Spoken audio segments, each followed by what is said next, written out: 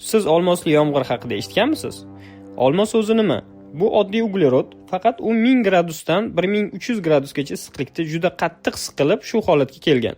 Misol uchun olmosni 3500 gradusli pechga solinsa, undan iz ham qolmaydi. Siz eshitgan bo'lsangiz kerak, olmosning og'irligi karatda o'lchanadi. 1 karat 0.2 grammni tashkil etadi va uning o'rtacha narxi $15000. Bizning sayyoramizda har bir olmosning yoshi 1 milliarddan 3 milliard yilgacha. Olimlarning taxmini to'g'ri bo'lsa, Neptun va Uranda doimiy ravishda olmosli yomg'irlar yog'adi.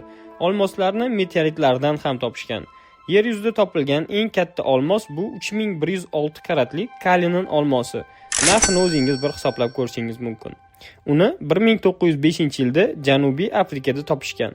Kosmosda shunday sayyoralar mavjudki, ularning 70% olmosdan tashkil topgan. Misol uchun mana bu sayyora. U pulsar yonida joylashgan. U yulduzning yadrosi bo'lgan. Bir o'ylab ko'ring-a, butun boshli bir sayyora olmosdan tashkil topgan. Bu qancha pul bo'lishi mumkin? Video yoqqan bo'lsa, do'stingizga jo'natishni va obuna bo'lishni unutmang.